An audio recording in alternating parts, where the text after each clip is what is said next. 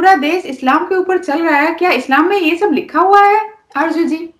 नहीं, इस्लाम में ऐसा कुछ भी नहीं लिखा हुआ, ये इनके अपने दिमागों की चीज है और कुछ भी नहीं है। इस्लाम ऐसा कुछ भी नहीं बताता, ना इस्लाम कोई ऐसा रेप करने को कहता है, ना इस्लाम ने कोई ऐसे ड्रेसिंग का कोई कोड रखा हुआ है कि ये नहीं पहनो और तो ये बाहर लोग ना ये लोग निकलो। क्यों करते हैं ये लोग क्यों, मतलब आपको क्यों लगता है कि ये लोग इस्लाम को बर्बाद कर रहे हैं या देश को बर्बाद कर रहे हैं या पूरा ह्यूमैनिटी को बर्बाद कर रहे हैं?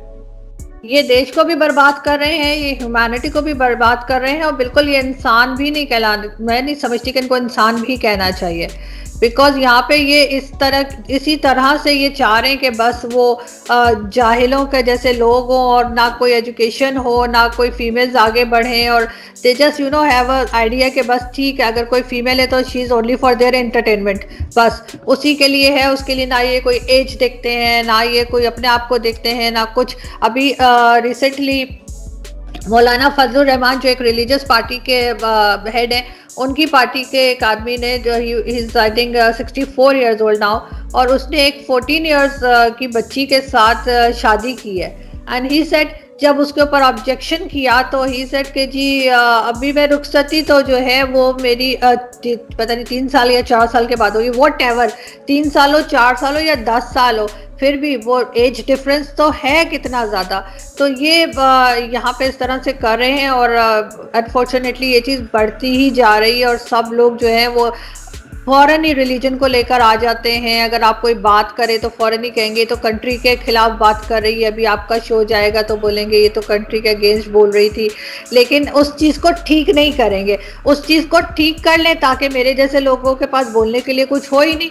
अगर आप वो सारी आपकी जो भी फॉल्ट्स हैं उनको अगर आप ठीक कर लेंगे तो फिर मैं नहीं बोल पाऊंगी ना। मैं तो इसीलिए बोल रही हूँ क्योंकि वो चीज़ें हैं, बिकॉज मैं फेस कर रही हूँ। और यहाँ पे जो लोग रहते हैं, जो मतलब बच्चियाँ क्या बच्चे तक यहाँ पे सेफ नहीं है। जो छोटे बॉयज़ होते हैं उनको मदरसे में क्या करते हैं ये लोग, और उनको बाहर किस तरह से ले जाते हैं। अभी recently I think 4-5 days back Twitter पे भी था, एक बच्चे को एक मौलवी ने जो था इस तरह से रेप करके मार दिया था, उसको जान से ही मार दिया था। सो क्या क्या हम सिखा रहे हैं? उस बच्चे ने क्या किया था? उस बच्चे ने कोई वो पहन रखा था, कोई स्कर्ट पहन रखा था।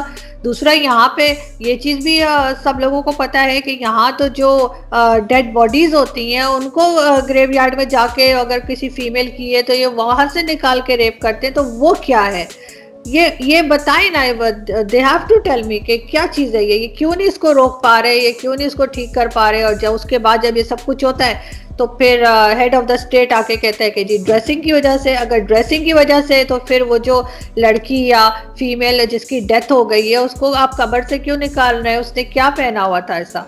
उसने तो कफन ही पहना होगा ना, she must be covered with कफन। तो वो तो आपने फिर क्यों उसको इस तरह किया? तो ये चीज है यहाँ पे, और नुपुर बोलना पड़ेगा, कहना पड़ेगा। अनफॉर्चुनेटली आई डोंट नो मैं कब तक बोल पाऊंगी, लेकिन ये कि मैं बोलूंगी जब तक भी है। I will speak about it.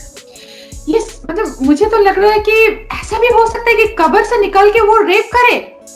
My God, ये केसेस भी हुए हैं। ये तो मतलब दिस इज टोटली इनह्यूमन। ये लोग ह्यूमन तो है ही नहीं है, पूरी तरह एनिमल हो गया है। अगर ऐसा हो रहा है तो आरजू जी, कितने लोग हैं आपकी तरह, कौन इसे प्रोटेस्ट क्यों नहीं हो रहा है देश में?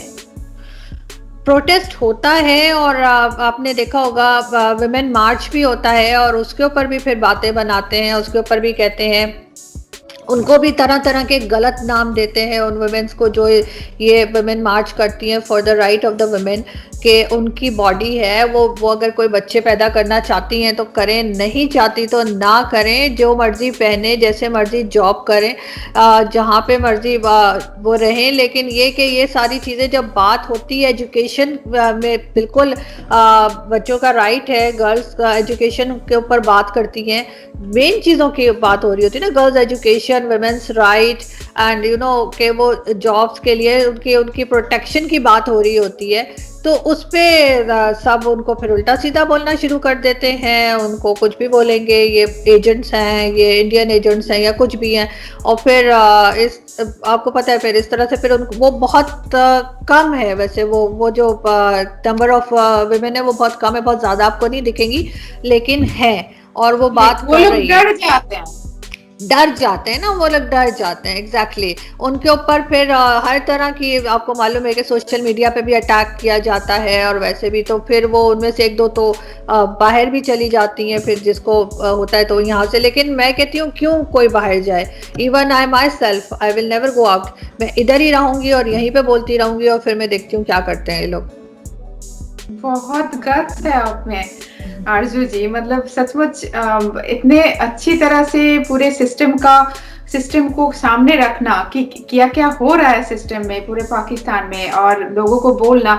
और मैं सचमुच आई होप कि ये सब लोग सुने, जो बाहर के लोग हैं सचमुच सुने कि सचमुच क्या हो रहा है पाकिस्तान में, क्योंकि this is the show about women. And अगर ये सब हो रहा है कि कब्र से उठा के, एंड जैसे आपने बोला हेलो एवरीवन, हमारे चैनल पे आप सबका स्वागत है।